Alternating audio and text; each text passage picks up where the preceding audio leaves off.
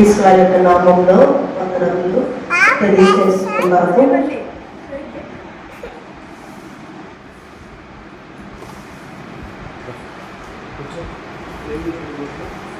ఈరోజు పరిశుద్ధ గ్రంథమైన బైబిల్లో నుంచి కింగ్స్ ఇన్ బైబిల్ అంటే ఇశ్రాయేలు రాజ్యాన్ని పరిపాలించినటువంటి రాజులలో 8వ రాజుల గురించి మనం ధ్యానిస్తూ ఉన్నాము. అయితే ఇశ్రాయేలు రాజ్యాన్ని పరిపాలించినటువంటి రాజు యొక్క 8వ రాజు పేరు ఏమిటి అంటే అహజ్యా. మనం తెలిసినట్లయితే మొట్టమొదటి ఇశ్రాయేల్ రాజు ఎవరు?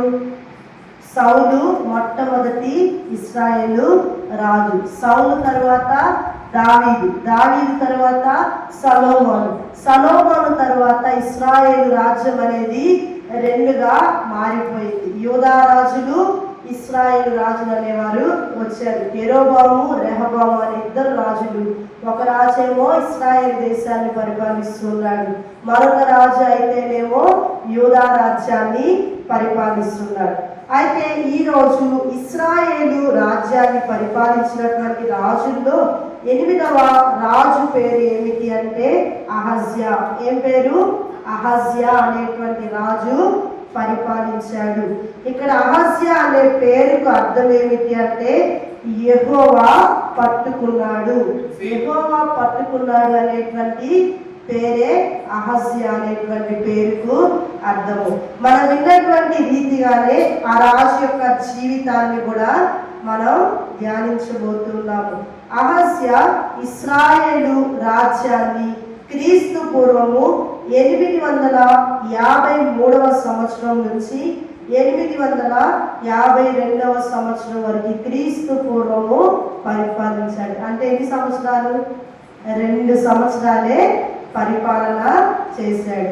అయితే ఒక రాజు గురించి మనం గమనించినట్లయితే ఎక్కడ చూస్తాము అనేటువంటి విషయాన్ని చూసినట్లయితే రాజుల మొదటి గ్రంథము మొదటి రాజుని గమనించినట్లయితే 22వ అధ్యాయము 51-53వ వచనాల్లో, అదేవిధంగా 2వ రాజుల గ్రంథము మొదటి అధ్యాయము మొదటి వచనం నుంచి 18వ వచనం.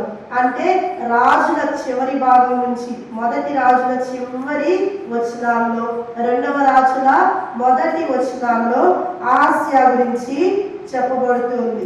అయితే ఇక్కడ అహజ్యా యొక్క తల్లిని గురించి మనం గమనించినట్లయితే అతని తల్లిదండ్రులు ఎవరు అంటే తండ్రి పేరు ఆహాబు. ఆహాబు అనేటువంటి వ్యక్తి తండ్రి. అతడు ఇశ్రాయేలు రాజ్యాన్ని పరిపాలించినటువంటి 7వ రాజు. అయితే ఆ 7వ రాజు అయినటువంటి ఆహాబు చనిపోయినటువంటి తరువాత అహజ్యా అనేటువంటి వ్యక్తి పరిపాలనలోనికి వచ్చారు. ఈ యొక్క అహజ్యా ఎవరి కుమారుడు అంటే యెజబెల్ యొక్క కుమారుడు. ఒక అన్య స్త్రీ, లేకపోతే యెజబెల్ గురించి మనం చూసినట్లయితే ఆమె గురించి భయంకరమైనటువంటి విషయాలు మనకు తెలుసు. ఆమె ఇశ్రాయేలీరాలు కాదు, యూదా రాజ్యానికి చెందిన ఆమె కూడా కాదు. సీదోను రాజు అయినటువంటి ఎత్బాయిలు అనేటువంటి వ్యక్తి యొక్క కుమార్తె. అంటే ఒక అన్య స్త్రీని ఆ యొక్క ఆహాబు వివాహం చేసుకున్నాడు. అతని ద్వారా కలిగిన సంతానమే అహజ్యా. అయితే ఇక్కడ అహజ్యాల గురించి మనం చూసినట్లయితే మొదటి రాజుల గ్రంథము 22వ అధ్యాయము 52-53 వచనాలు మనం చూసినట్లయితే అతని గురించి ఎలా చెప్పబడుతుంది అంటే తన ప్రవర్తన అంతటి యందు కూడా తొలగిపోయినటువంటి వాడిగా ఈ యొక్క అహజ్యా మనకు కనిపిస్తూ ఉన్నాడు. అయితే యూదా రాజుల్లో సగం మంది రాజులు మంచివారు ఉన్నారు, సగం మంది దేవునికి అవిధేయులుగా చెడ్డవాళ్ళు ఉన్నారు. కానీ ఇశ్రాయేలు రాజ్యాన్ని పరిపాలించిన రాజులందరిలో చాలా వరకు చెడ్డగా ఉన్నటువంటి వారు, దేవుని ఉగ్రతను పొందుకున్నటువంటి వారే ఉన్నారు. అయితే ఇశ్రాయేలు రాజ్యాన్ని పరిపాలించేటువంటి రాజు అహజ్యా. అహజ్యా కాలంలో యూదా రాజ్యాన్ని యెహోషాపాతు పరిపాలన చేస్తున్నాడు కదా. యెహోషాపాతు అందరికీ తెలుసుగా, ఏదైనా యుద్ధం వచ్చినప్పుడు దేవుని యొక్క విచారణ చేసేవాడు. అయితే యెహోషాపాతు ఏమో యూదా రాజ్యాన్ని పరిపాలిస్తున్నాడు, అహజ్యా ఏమో ఇశ్రాయేలు రాజ్యాన్ని పరిపాలిస్తున్నాడు.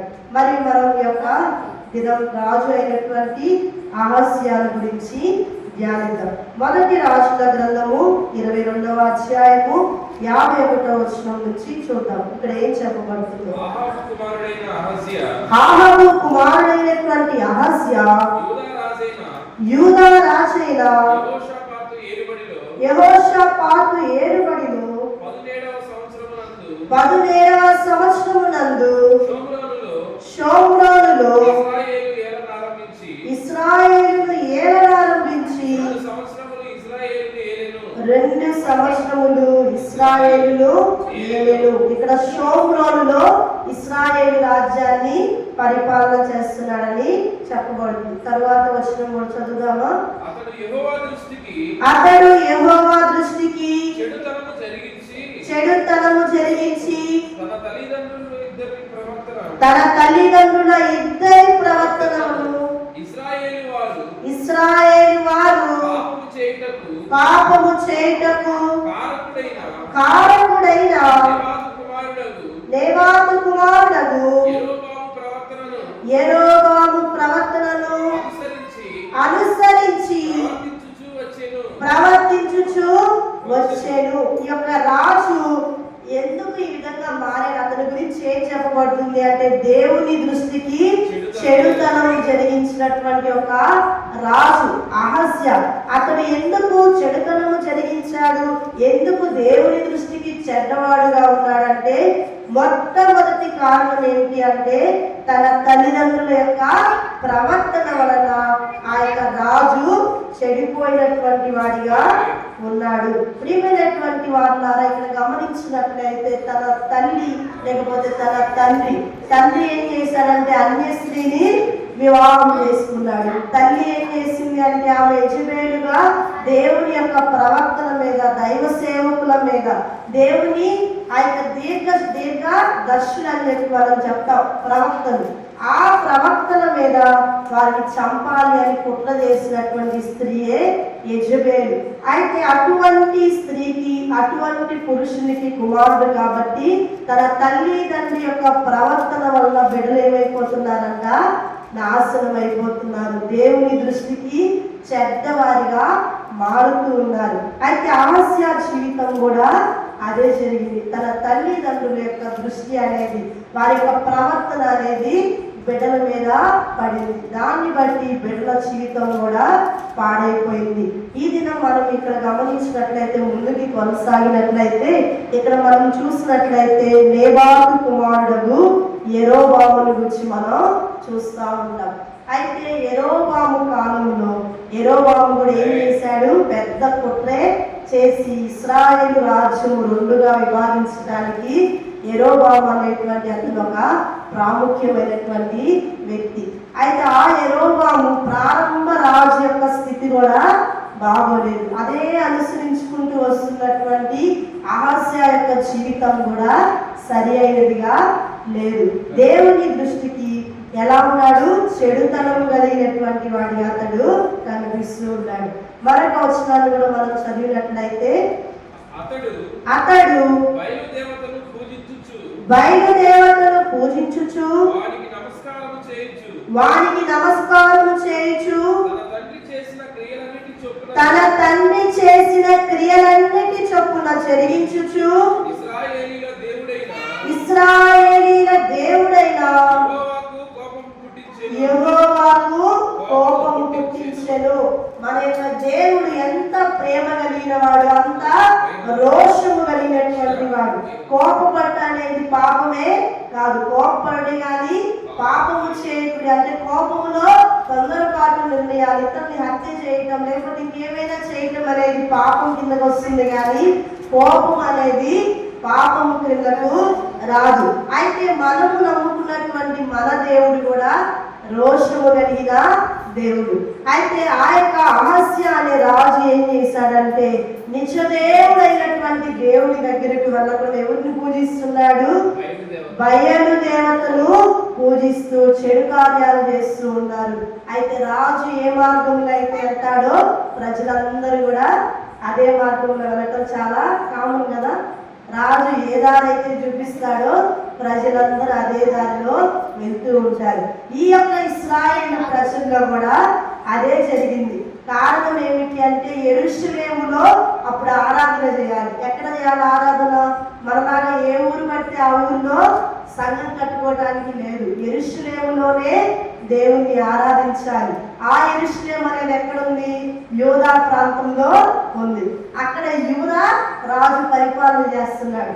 అయితే ఈ ఇశ్రాయేలు ప్రజలు సంవత్సరానికి ఒక్కసారి దేవుణ్ణి ఆరాధించడానికి బలులు వీటన్నిటిని తీసుకొని యూదా ప్రాంతానికి, యెరూషలేము ప్రాంతానికి వెళ్తే బహుశా ఈ యొక్క ఆలోచన విధానం మారిపోయిద్దేమో, మనం ముందుట్లాగా ఒక రాజుతోనే కొనసాగాలని అనిపించిద్దేమో అని చెప్పి మీరు ఏం చేస్తున్నారంటే అక్కడికి ప్రజల్ని వెళ్ళలేకుండా ఇక్కడ ఒక బయలుదేవతను పెట్టడం, లేకపోతే ఇక్కడ ఒక విగ్రహాన్ని పెట్టడం, షోమ్రోనులో బలిపీఠాలు కట్టడం, ఈ యొక్క బయలుదేవతని పూజించడం, అష్టారోతు దేవతని పూజించడం, ఇట్లాగా వారు ఏం చేస్తున్నారంటే పూజలు అనేది విగ్రహ పూజ అని తీసుకొని వచ్చారు. వాస్తవంగా ఎందుకు చేశారు అంటే అక్కడికి వెళ్తే, వాళ్ళు యూదా ప్రాంతానికి వెళ్తే వారితో సాంగత్యం ఏర్పడితే నా రాజ్యం పోయిద్దేమో అని రాజ్యం పట్ల ఉన్న ప్రేమను బట్టి వీళ్ళు దేవునికి దూరం అయిపోయారు.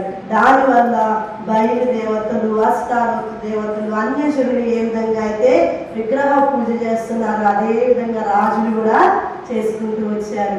అదే ఫాలో అవుకుంటూ పితృపార్యంపర్య ఆచారం, తన తల్లిదండ్రులు ఏదైతే పూజలు చేస్తున్నారో అదే ఎవరు చేస్తున్నారు? అహజ్యా అనే రాజు కూడా చేస్తా ఉన్నాడు. అలా చేస్తూ ఉన్నటువంటి సమయంలో ఏమైందంట, దేవుని యొక్క కోపం అనేది అతని మీదకి వచ్చింది. ఎందుకు కోపం వచ్చింది అంటే రాజు చేస్తున్నాడు పూజలు, ఆ రాజు చేసేటువంటివన్నీ జనులు కూడా చూస్తున్నారు, జనులందరూ చేయాలని కూడా ప్రోత్సాహపరుస్తున్నారు. అయితే ఈ ప్రజలందరూ కూడా ఏం చేస్తున్నారు? వీరు కూడా యెరూషలేముకి వెళ్ళట్లేదు, వీరు కూడా నిజ దేవుణ్ణి ఆరాధించట్లేదు. ఆరాధన క్రమం మార్చివేసి వీరు కూడా ఆ యొక్క వారి ప్రవర్తన అంతటి అందు కూడా తొలగిపోయారు. ప్రారంభంలో మనం చూసినట్లయితే ఇశ్రాయేలు ప్రజలకు దేవుడు ఇచ్చినటువంటి ఆజ్ఞ ఏమిటి అంటే నేను తప్ప వేరొక దేవుడు ఉండకూడదు. దేని రూపమునైనా, దేని ఆకారమునైనా, దేనినైనా, స్తంభాన్నైనా, వృక్షాన్నైనా, సృష్టినైనా దేనిని పూజించకూడదని ప్రారంభంలో ఇశ్రాయేలుకు ఒక నియమం ఉంది. అయితే ఆ యొక్క ఆజ్ఞను వీరు వ్యతిరేకించి దేవుని యొక్క కోపం అనేది వీరి మీద రగులుకున్నట్లుగా మనం చూస్తూ ఉన్నాం. రాజుల 2వ గ్రంథంలో కూడా మనం చూసినట్లయితే 1వ అధ్యాయంలో ఆ యొక్క రాజు సంగతి ఏమైందో మనం చూద్దాం. ఆహాబు మరణమైన తరువాత మోయాబీలు ఇశ్రాయేలు వారి మీద తిరుగుబడి అహజ్యా షోమ్రోనులోనున్న తన మేడగది కిటికీలో నుండి క్రింద పడి రోగి అయి మీరు ఎక్రోను దేవతయకు బయలుజబూబులకు పోయి ఈ వ్యాధి పోగొట్టుకొని నేను స్వస్థపడుతుందో లేదో విచారించుడని దూతలను పంపగా. చాలండి, ఇక్కడ మనం చూసినట్లయితే మీరు దేవుని దృష్టికి చెడుతనముగా ఉన్నారు.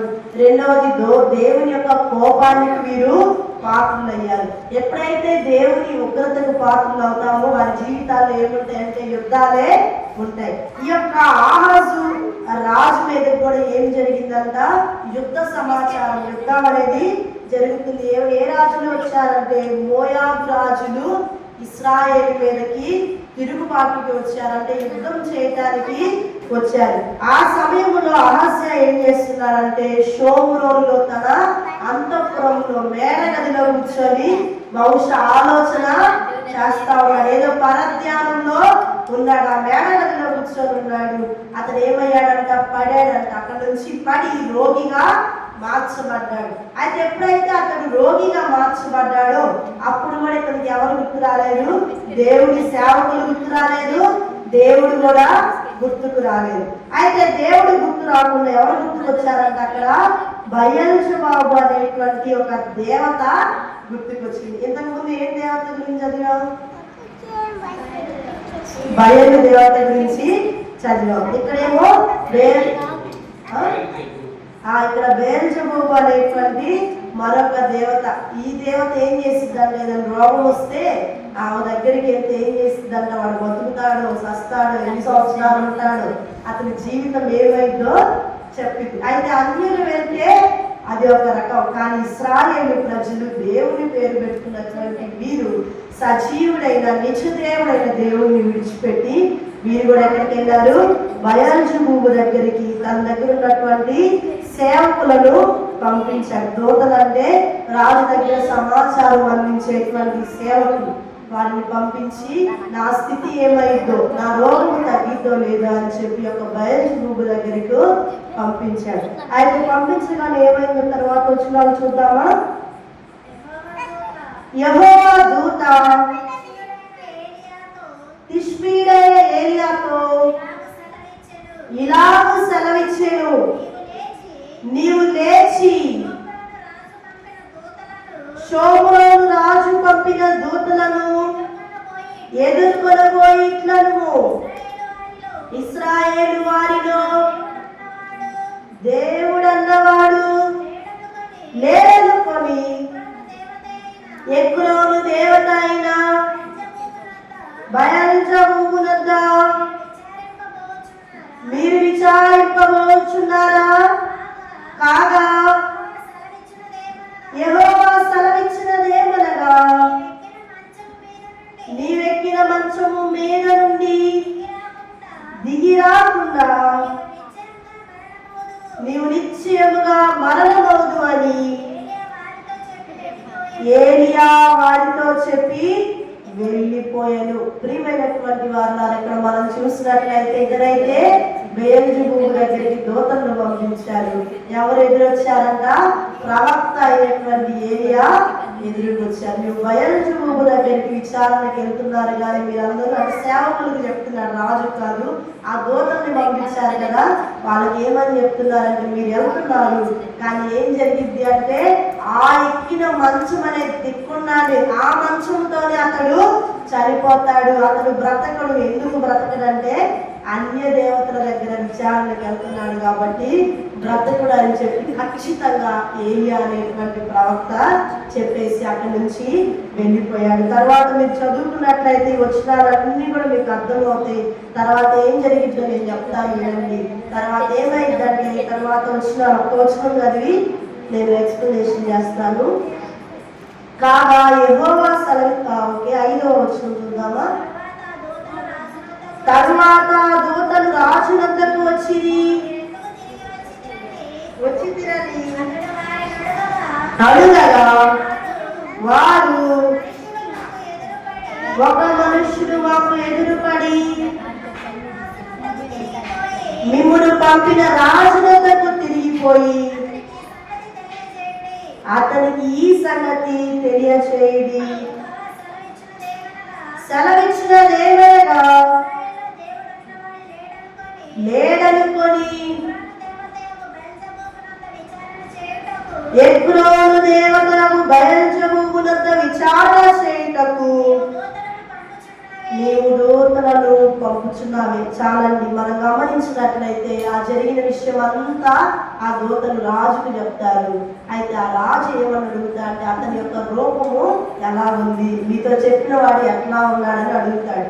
అడిగితే మామూలు ఏరియాకి ఏముంది, ఒక దుప్పటి అనేది ఉంది కదా. ఆ ఏరియా యొక్క ఆకారం అంతా కూడా ప్రవక్తలు అప్పుడు ఎట్లా ఉన్నారంటే, నిజం చెప్పాలంటే వాళ్ళు చాలా మంది ప్రవక్తలు వారు ఒక చోట నివాసం చేస్తా, వాళ్ళకి నాజీలు చేయబడింది కదా, అంటే జుట్టు కత్తిరించుకోకూడదు, జుట్టు పెంచుకొని గడ్డం పెంచుకొని ఆ దుప్పట్లను కట్టుకొని గోటాలు కట్టుకొని అట్లా చూడటానికి ప్రవక్తల రూపం అనేది ప్రత్యేకంగా ఉంది. అయితే ఎవరు నీకు ఈ విషయం చెప్పారని రాజు అడుగుతాడు.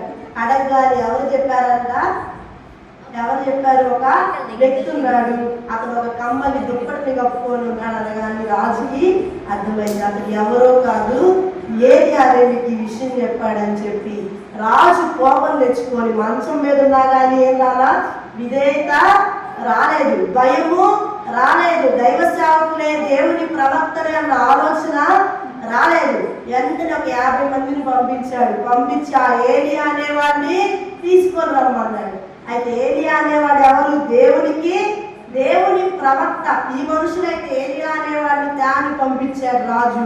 అయితే 50 మంది వెళ్ళారు. వెళ్ళగానే ఆయన పైన కూర్చొని ఉన్నాడు. ఏలియా పైన కూర్చొని ఉంటే 50 మంది ఏం చేశారంటే వెళ్ళి, వారికి ఒక నాయకుడు ఉంటాడు కదా 50 మందికి, ఆ నాయకుడు ఏం చేశాడంటే, ఏలియా రాజు నిన్ను రమ్మని ఆజ్ఞాపిస్తున్నాడు, నువ్వు కిందకి రా అన్నాడు. అనగానే ఏలియా ఒక మాట అన్నాడు. ఏమిటి ఆ మాట అంటే, నేను నిజముగా దేవుని ప్రవక్తనైతే అగ్ని వచ్చి 50 మందిని దహించుని కాక అని చెప్పి అన్నాడు. అనగానే 50 మంది మీదకి అగ్ని వచ్చింది. 50 మంది కూడా అక్కడే చనిపోయారు. ఈ విషయం తెలిసింది. మరలా రాజు అప్పటికన్నా మార్పు రావాలి కదా, 50 మంది ప్రాణం పోయింది, ఇప్పటికన్నా నా జీవితం మార్చుకోవాలి, చెడుకన్నా విడిచిపెట్టాలనే మార్పు రాలేదండి. మరలా ఇంకా 50 మందిని పంపించారు. వాడు కూడా వెళ్ళారు. ఆ 50 మంది వెళ్ళారు. ఆ నాయకుడు వెళ్ళాడు. ఆ నాయకుడు కూడా ఏలియాను కిందకి దిగిరా అన్నాడు. మళ్ళీ ఏలియా అదే మాట చెప్పాడు, నేను నిజంగా దేవుని ప్రవక్తనైతే అగ్ని ఇప్పుడు కూడా రావాలన్నారు. అగ్ని వచ్చింది, 50 మంది చనిపోయారు. ముందు ఎంతమంది? ముందు ఒక 50 మంది చనిపోయారు, ఇప్పుడు ఇంకొక 50 మంది. అంటే దాదాపు 100 మంది అగ్ని చేత దహించబడి నామరూపాలు లేకుండా. అగ్ని అంటే ఎట్లా ఉంది కదా, చనిపోయిన శవాన్ని కాలుస్తారంటే లాస్ట్కి బూడిద తప్పితే ఏమీ మిగలదు. అయితే 100 మంది బూడిదైపోయారు, వాళ్ళ నాయకులు బూడిదైపోయారు. ఇప్పటికి కూడా అమర్చి అనే రాజుకి ఏం రాలేదంట, మారు మనసు రాలేదు. దేవుని ప్రవక్తే, దైవ సేవకుడే, దేవుని బిడ్డ అన్న ఆలోచన రాలేదు. రాకపోతే ఈ 100 మంది చచ్చిపోయినప్పుడు మళ్ళీ ఏం చేశాడంటే మరలా ఇంకో 50 మందిని పంపించాడు. అయితే వీరి నాయకుడైతే ఆలోచన కలిగిన నాయకుడు వెళ్ళాడు. వెళ్ళి ముందు వాళ్ళ ఏలియా అని చెప్పి పిలవాల, దైవజనుడైన ఏలియా అని చెప్పి ఏలియా దగ్గర మోకాళ్ళుని బతిమలాడు.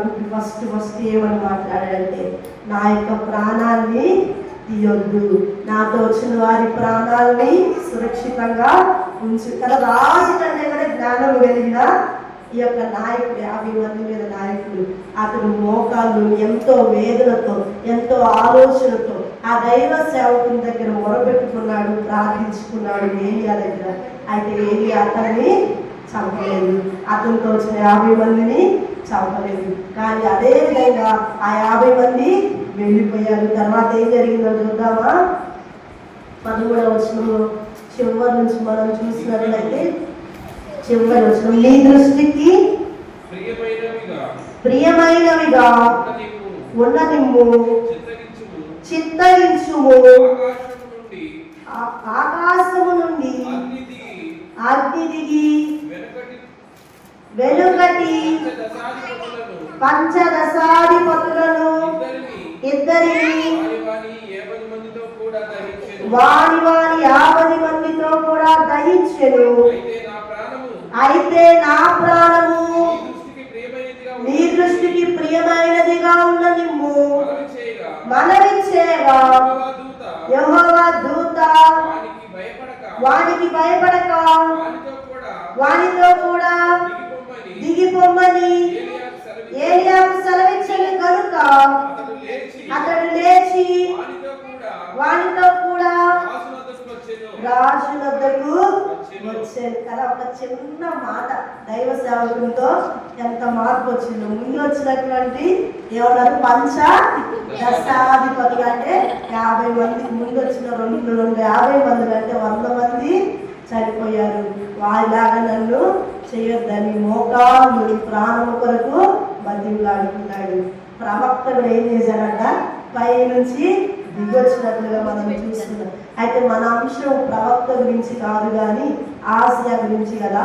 అయితే ఏలియా మీద కూడా చాలా కుట్ర అనేది జరిగింది. ఎందుకంటే యెజబెలు ఎక్కడ ప్రవక్తలు ఉంటే అక్కడ ప్రవక్తలు తీసుకోవటం, చెరసాలలో వేయటం, ఇదే యెజబెలు యొక్క పని. యెజబెలు యొక్క కుమారుడైనటువంటి అహాజ్యా యొక్క పని కూడా అదే. అందువల్లే వాళ్ళు అంతగా దేవుడి యొక్క ఉగ్రతను పొందుకున్నారు. యూదా రాజులందరూ ఆశీర్వదించబడుతూ ఉన్నారు, ఇశ్రాయేల్ రాజులందరూ నాశనం అయిపోతూ ఉన్నారు. అలాగా ఈ యొక్క అహస్య రాజు యొక్క జీవితము ఆ యొక్క ప్రవక్తకు వ్యతిరేకంగా ఉండటాన్ని బట్టి చివరికి ఏమయ్యాడంటే తను ఏ మంచం మీదైతే ఉన్నాడో ఆ మంచం మీదే చనిపోయాడు. చనిపోయినటువంటి తరువాత అతనికి ఎవరు లేరంటే కుమారులు లేదు. అతని వివాహం గురించి కూడా ఇక్కడ చెప్పబట్టలేదు. మరి వివాహం అయిందో లేదో మనకైతే తెలియదు, కానీ అతనికి కుమారులు లేకపోవటాన్ని బట్టి తన సహోదరుడైనటువంటి మరొక వ్యక్తిని, అతని పేరు యెహోరాము అనేటువంటి వ్యక్తిని రాజుగా చేశారు. ఇక్కడ మనం చూసినట్లయితే నేను ముగిస్తూ ఉన్నాను. అహజ్యా యొక్క జీవితం ప్రారంభం నుంచి చివరి వరకు మనం చూసాం. 2 సంవత్సరాల రాజ్య పరిపాలన దేవుడు ఇచ్చాడు. అయినా కానీ అతని జీవితము మార్పు అనేది రాలేదు కదా. ఎప్పుడు మనం మంచి విషయాలే ధ్యానం చేసుకుంటున్నాం. ఈ దినం అహజ్యా రాజు నుంచి మనం ఏం నేర్చుకుంటున్నామంటే యుగాంతమందున్న మనకు బుద్ధి కలగటానికి కొన్ని ఇట్లాంటివి కూడా మనం నేర్చుకోవాలి కదా. నశించిపోయే వారిని గురించి కూడా మనం నేర్చుకున్నప్పుడు మనం అట్లా ఉండకూడదు అని చెప్పి మనకి తెలుసు. ప్రాముఖ్యముగా అహజ్య రాజు యొక్క జీవితంలో మొట్టమొదటి తప్పేందంటే తన తల్లిదండ్రులు ఏ మార్గంలో వెళ్ళారో అదే మార్గంలో వెళ్ళడం ఫస్ట్ తప్పు. రెండవది అతని తప్పు ఏంటి అంటే అతను ఆ యొక్క దేవునికి వ్యతిరేకంగా ఉన్నాడు, దేవుని దృష్టికే చెడ్డవాడిగా ఉన్నాడు. మూడవది అతడు రోగి అయినప్పుడు పడినప్పుడు ఏం చేయాలంటే దేవుని ప్రవక్తలు దర్శించాలి, ప్రవక్త దగ్గర విచారణ చేయాలి. కానీ అతను ఎక్రోను దేవత అయిన బయల్జెబూబు దగ్గర విచారణ చేశాడు. ప్రవక్తకు వ్యతిరేకంగా అతడు ఉన్నాడు. దాన్ని బట్టి అతను కూడా చనిపోయాడు. అతడు పంపిన దూతలు కూడా చనిపోయారు. రాజ్యాన్ని అతడు కోల్పోయాడు. తన సహోదరుడికి రాజ్యం వచ్చిన తన సంతానానికి రాజ్యము రాలేదు. చిన్న వయస్సులోనే చనిపోయాడు. ప్రియమైనటువంటి వాళ్ళ ఈ దినం మనం ఏం నేర్చుకుంటున్నామంటే దేవుడు నిన్ను నన్ను ఎంతో ప్రేమించారు. అప్పుడైతే మనకి ఎవరున్నారు? ప్రవక్తలు అనేవారు ఉన్నారు. ఇప్పుడైతే నిన్ను నన్ను నడిపించడానికి దైవ సేవకులే ఉన్నారు. ఆ దినం అహజ్యా జీవితంలో ఉన్న తప్పులు మనం చూసాం. మనం కూడా ఏం చేయాలంటే మనం దేవుడికి భయపడాలా, దెయ్యానికి భయపడాలా? నిజంగా క్వశ్చన్. దేవుడికి భయపడాలా, దెయ్యానికి భయపడాలా? నిజం చెప్పండి, మనం దేవుడికి భయపడుతున్నావా, దెయ్యానికి భయపడుతున్నావా? కదా. ఇప్పుడు దేవుడు రోషం కలిగిన వాడు. మందిరానికి ప్రతి వార కార్యక్రమానికి రండి, లేకపోతే ఈ ప్రవక్తలందరిలో జాగ్రత్తగా ఉండంటే ఎవ్వరు కూడా మాటలు. అర్ధరాత్రి 1ంటికి మిద్ది మీదకి వెళ్తే దెయ్యం కనపడిద్దంటే ఎవరు వెళ్తారా? ఎవ్వరు కూడా వెళ్ళరు. ప్రియమైనటువంటి వాళ్ళ ఈ సందర్భంగా నేను ఏం తెలియజేస్తున్నానంటే మన కుటుంబాల్లో మన బిడ్డలకి ఏదైనా ఇబ్బంది కలిగినా, బిడ్డలకి ఏదైనా అనారోగ్యం వచ్చినా, మనకే ఏదైనా అనారోగ్యం వచ్చినా, కానీ ఈ మధ్య సేవకులు కూడా ఒక ఫ్యాషన్ అయింది. దెయ్యం ఉంది, మీ రూమ్లో ఉంది, కబోర్డ్లో ఉంది, మంచం కింద ఉంది. ఉంటే ఏం చేసింది? రక్షించబడినటువంటి నీవే ఒక దేవుని ఆలయం. దేవుడు నీలో ఉంటే దెయ్యం నిన్నేమి కూడా చేయలేదు. నీ బిడ్డల్ని నిన్ను దేవుడు సురక్షితంగా కాపాడతారు. చాలా మంది ఇప్పుడు కూడా వంశపారంపర్య ఆచారాలు చేసుకుంటూ వస్తున్నారు. బిడ్డలకి ఏదైనా జ్వరం వచ్చింది అనుకోండి, జ్వరం రాగానే ఎవరి దృష్టి తగిలిందో, ఎవరి దృష్టి తగిలిందో వెళ్ళటం, ఆంచలు అంటాం, అయ్యంటాం, ఇయ్యంటాం, కాళ్ళ కట్టం, మెడ కట్టం కదా. అవన్నీ మనకి ఉరిగానే మారతాయి, ప్రయోజనకరమైనవి కావు. ఇంకా చాలా మంది దిష్టి చుట్టూ అంటారు, అయ్యంటారు, ఇవి అంటారు కదా. వివాహాల్లో వాళ్ళు పెళ్ళి రాగానే అవి తిప్పుతారు, ఇవి తిప్పుతారు. అవన్నీ మనం చేయాల్సిన అవసరత లేదు. నేను ముందే చెప్తున్నా, దెయ్యం గొప్పదా, దేవుడు గొప్పడా?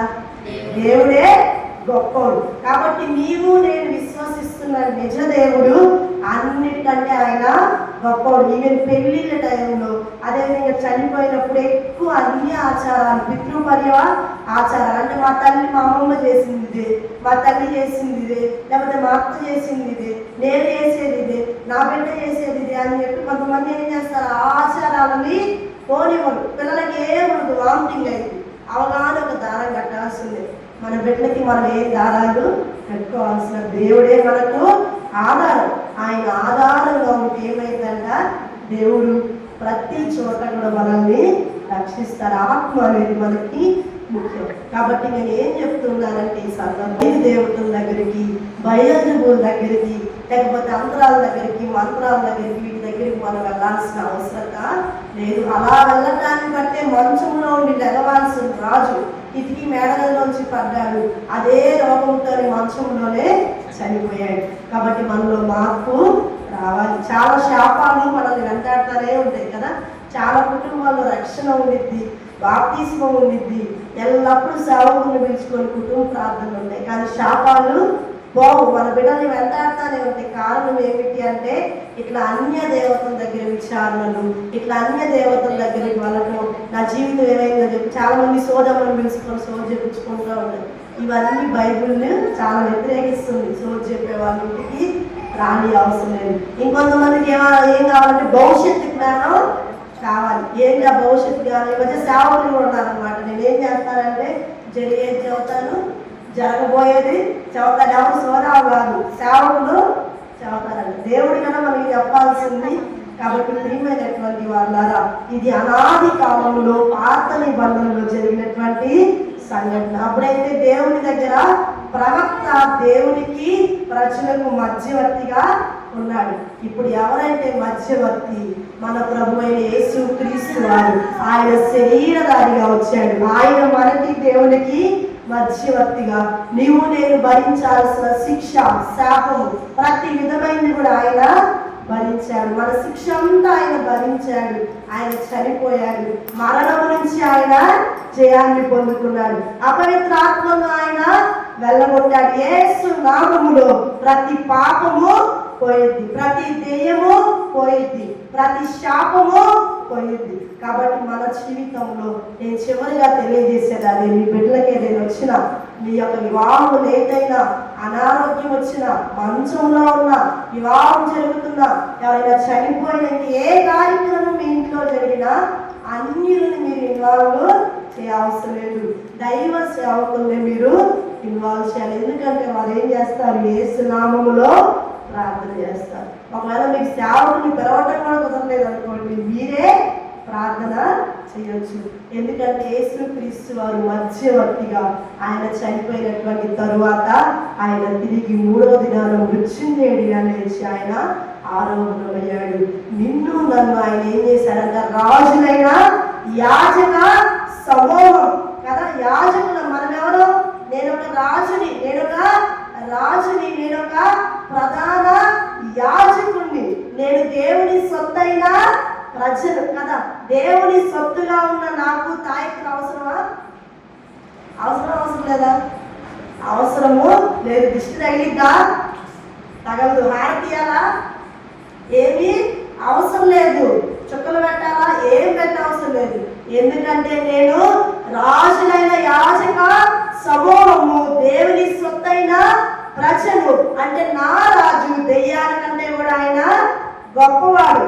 నా రాజు పాపాల కన్నా కూడా ఆయన పరిశుద్ధుడు. పాపినైన నన్ను పరిశుద్ధునిగా చేసిన నా రాజు ప్రతి అన్ని సమస్యల కంటే కూడా ఆయన గొప్పవాడు. కాబట్టి ఆయన ఒక్కడు మన జీవితంలో ఉంటే మనకి ఇంకొక దేవత అనేది అవసరం లేదు.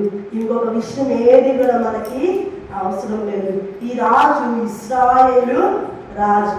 ప్రారంభం నుంచి ఆజ్ఞలన్నింటినీ విన్న రాజు, ధర్మశాస్త్రం అంతా తెలిసిన రాజు, మోషే ఆజ్ఞలన్నీ తెలిసిన రాజు, దేవుని బిడ్డ. అయినా కానీ ఆ రాజు ఏం చేశాడంట? వేరే బయలుదేవతను ఆరాధించాడు. బయలుజముల దగ్గరికి విచారణకి వెళ్ళాడు. చివరిగా తన ప్రాణాన్ని అతడు పోగొట్టుకున్నాడు. దేవుని దృష్టికి చెడు నడవడిక కలిగిన రాజు అహస్య అనే రాజు అని నేటి ప్రజలు కూడా అదే చెబుతున్నారు కదా. ఆ రాజు చనిపోయి కూడా చాలా కాలం అయింది. ఇప్పుడు కూడా అతని గురించి సాక్ష్యం ఏంటంటే దేవుని దృష్టికి చెడుతనం కలిగిన రాజు, బయల్జెబూల దగ్గర విచారణ చేసిన రాజు, దేవుణ్ణి తృణీకరించిన రాజు, ప్రాణము పోగొట్టుకున్న రాజు, శాపగ్రస్తుడైన రాజు. ఈ దినము మనకి బుద్ధి కలగటానికి ఒక గుణపాఠమే ఈరోజు మనం నేర్చుకుంటున్న రాజైన అహస్య. కాబట్టి మన జీవితంలో రాజైన అహస్య లాగా మనం ఉండవసరం లేదు. ఈ రాజు ఎన్నో రాజు? ఇశ్రాయేలు రాజ్యాన్ని పరిపాలించిన 8వ రాజు. ఈ రాజు చనిపోయిన తరువాత అతని సోదరుడైనటువంటి యెహోరాము ఇతనికి మారుగా రాజు అయ్యాడు. నెక్స్ట్ మీకు దేవుని చిత్తం అయితే మరొక రాజుని గురించి కూడా మనం ధ్యానించుకుందాం. అందరం కూడా ప్రార్థన చేసుకుందాం. ప్రతి ఒక్కరు కూడా కళ్ళు మూసుకొని ప్రార్థనలో ఏకీభవిద్దాం. ఈ దినం దేవుడు నిన్ను నన్ను కూడా ఒక రాజుగా ఆయన చేశాడు. రాజులైన యాజక సమూహంగా దేవుని సొత్తైన ప్రజగా ఆయన నిన్ను నన్ను ఏర్పాటు చేసుకున్నాడు. ఆయన అందరికంటే ఉన్నతమైన వాడు. అన్ని నామాల కంటే కూడా యేసు నామం చాలా ఉన్నతమైన నామం. కాబట్టి మన జీవితం ఎలా ఉందో ఒక్క నిమిషం ప్రతి ఒక్కరు కూడా మోకాళ్ళ మీదకి వచ్చి మనల్ని మనం గుణపరుచుకున్నాం. ఒకవేళ మనం అన్య దేవతల దగ్గరికి వెళ్తున్నామేమో, విచారణ చేస్తున్నామేమో, దైవ సేవకులకి వ్యతిరేకంగా ఉంటున్నామేమో, శాపాన్ని మరణాన్ని కొని తెచ్చుకోవటానికి దగ్గరగా ఉన్నామేమో. ప్రియ బిడ్డ, ఈ దినం దేవుడు మనతో మాట్లాడుతున్నారు. ప్రతి ఒక్కరూ కూడా ప్రార్థనలో ఎక్కిబెడుతూ ప్రతి ఒక్కరు ఆయన సన్నిధిలో అడగండి. దేవునికి దూరం అవ్వద్దు, దైవ సేవకుని వ్యతిరేకించండి, దేవుడిని తృణీకరించండి. ఈ దినం దేవుడు పదే పదే ఈ దినం మనతో అదే మాట్లాడుతున్నారు. దేవుని సంఘానికి దూరం అవ్వద్దు, దేవునికి దూరం అవ్వద్దు, దైవ సేవకుని వ్యతిరేకించండి. ఆ దినం 100 మంది చనిపోయారు. ఆ రాజు చనిపోయాడు. ఆ రాజు లేని ఒక రాజ్యంగా చిన్న వయస్సులో అహస్య చనిపోయాడు. ఈ దినం మనందరి ముందు అహస్యాన్ని చూపిస్తుంది. అతని జీవితం ఎంత నాశనకరంగా అయిపోయింది. ఒక యవ్వనస్తుడు కిటికీలో నుంచి పడిపోయాడు. అదే మంచం మీద అతను చనిపోయినట్టుగా మనం చూసి ప్రతి ఒక్కరు కూడా ఆయన సన్నిధిలో ప్రార్థిద్దాం. నీవు నేను సజీవులుగా ఉన్నప్పుడే మనల్ని మనం గుణపరుచుకున్నాం. నీవు నేను ఆరోగ్యవంతులుగా ఉన్నప్పుడే మన జీవితాన్ని కరెక్ట్ చేసుకున్నాం. మన విషయాల్లో, మన బిడ్డల విషయాల్లో, మన మనవళ్ళ విషయాల్లో, మన ఉద్యోగ విషయంలో, మనం చేసే పని విషయంలో మనం దేవునికి ఇష్టంగా ఉన్నామా లేదా? మన పితృపారంపర్య ఆచారాలు ఫాలో అవుతున్నామా? లేకపోతే మనం బైబిల్లో చెప్పబడిన రీతిగానే మంత్రికుల దగ్గరకు, యాంత్రాల దగ్గరికి వెళ్తున్నాము. ఒక నిమిషం మనల్ని మనం పరీక్షించుకున్నాం. యేసు రక్తం ప్రతి పాపంని వెళ్ళచేసి, యేసు రక్తం ప్రతి రోగాన్ని ఇచ్చేసి, యేసు రక్తం ప్రతి దెయ్యాన్ని వెళ్ళగొట్టేది. యేసు నామం ఉంది మన మీద.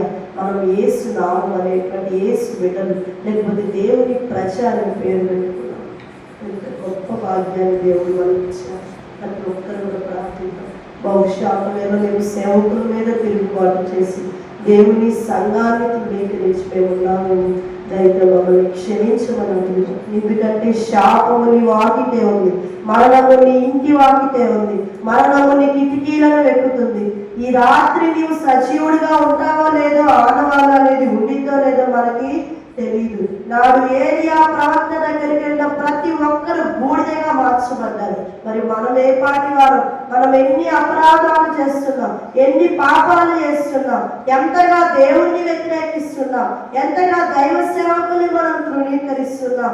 ఇది ఈ రోగం ఎందుకంటే, నీకు ఈ పరిస్థితి ఎందుకంటే, నువ్వు ఎందులో తప్పిపోయావో, నువ్వు అన్య దేవతల దగ్గరికి వెళ్ళావు, లేకపోతే దైవ సేవకుల్ని తృణీకరించావు. అందుకే నీ రోగం.